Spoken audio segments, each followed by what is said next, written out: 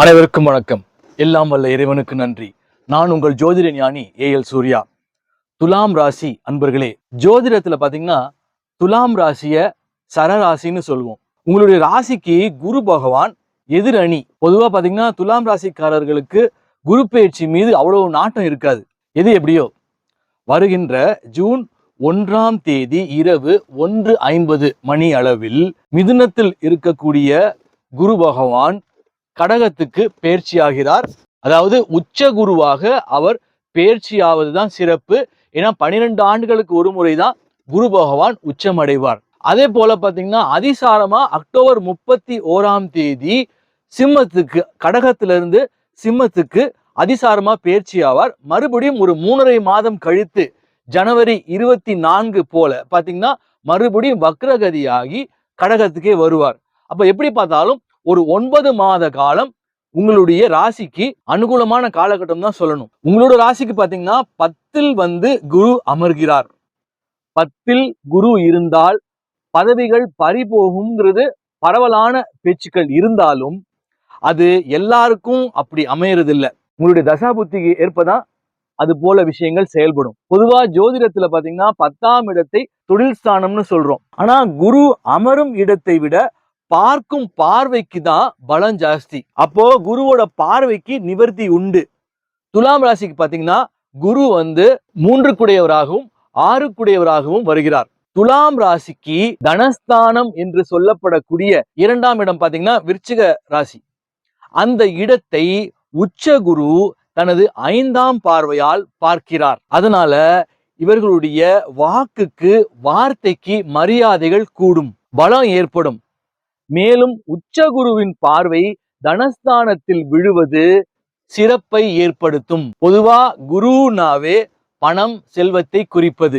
அதுவும் உச்சகுருனா கேட்கவா வேணும். அதனால இது நாள் வரைக்கும் உங்களுக்கு தனத்தில் நிலவி வந்த தடைகள் அனைத்தையும் குரு பகவான் விலக்கி அபரிமிதமான தனவரவை ஏற்படுத்த போகின்றார். ஏன்னா ஸ்பெஷல் உச்சகுருவோட பார்வை.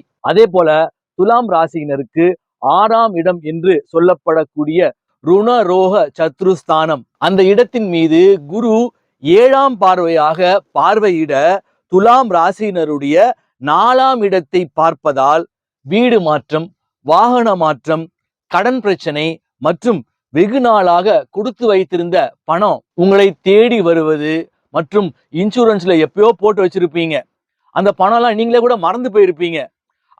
அது போல எல்ஐசிலையோ எங்கேயோ போட்டு வச்சிருந்த பணம் உங்களுக்கு மறந்து போயிருக்கலாம்.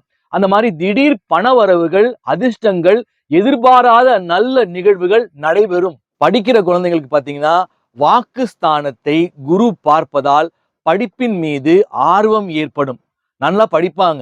அதே போல +2 முடிச்சுட்டு நல்ல கல்லூரியில இடம் கிடைக்கணும், நல்ல காலேஜ்ல இடம் கிடைக்கணும் அப்படின்னு முயற்சி செஞ்சுக்கிட்டு இருக்கவங்களுக்கு பாத்தீங்கன்னா நல்ல கல்லூரியில், துலாம் ராசியினருக்கு நல்ல கல்லூரியில் இடம் கிடைக்கும். அதே போல குடும்பஸ்தானத்தின் மீது குரு பார்வை விழுவதால் குடும்பத்தில் நிலவி வந்த குழப்பங்கள் விலகி ஒன்று சேர்வதற்கான காலகட்டமாகவும் இக்காலகட்டம் உச்ச குருவின் பார்வையால் ஏற்படும். அதே போல 4ஆம் இடத்தை பாத்தீங்கன்னா உயர்கல்வி ஸ்தானம்னு சொல்லுவோம், கல்வி ஸ்தானம்னு சொல்லுவோம். வெளிநாட்டுல போய் படிக்கணும் அப்படின்னு நினைச்சுக்கிட்டு இருக்கவங்களுக்கு மற்றும் வெளி மாநிலத்துல போய் நல்ல ஒரு யூனிவர்சிட்டியில படிக்கிறது, ஆராய்ச்சி சம்பந்தமான படிப்புகள், இந்த மாதிரி விஷயங்களுக்கெல்லாம் அனுகூலமான காலகட்டமாக உங்களுக்கு அந்த கல்லூரியில், வெளிநாட்டு கல்லூரியில் மற்றும் வெளி மாநிலங்களில் உள்ள கல்லூரிகளில் இடம் கிடைப்பதற்கான சாத்தியக்கூறுகள் ஏற்படும். பொதுவா துலாம் ராசியினருக்கு பாத்தீங்கன்னா 6ஆம் இடத்தில் சனி இருப்பது எதிரிகள் தொல்லைகள் நீங்கும். மேலும் அந்த இடத்தை குரு பார்ப்பதால் எதிரிகள் துலாம் ராசியினரிடம்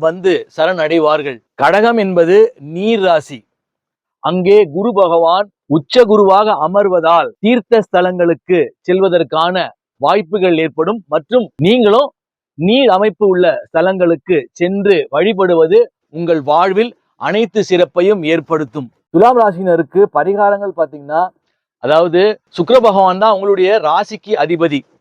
வெள்ளிக்கிழமைகளில் மகாலட்சுமி பாடல்களை ஒலிக்க செய்வது மற்றும் வியாழக்கிழமை இரவே தாமரையை வாங்கி அதை ஒரு நீர் பாத்திரத்துல போட்டு இரவு முழுவதும் வைத்துவிட்டு காலையில் உங்களுடைய சாமி அறையில் பூஜை செய்துவிட்டு அந்த தாமரையில இருக்கிற தண்ணீரை உங்க வீட்டுல துளிப்பது அபரிமிதமான செல்வ வளத்தையும் செல்வ கடாட்சத்தையும் ஏற்படுத்தும்னு சொல்லி இந்த பதிவை நிறைவு செய்கிறேன். இது பொதுவான பலன் தான்.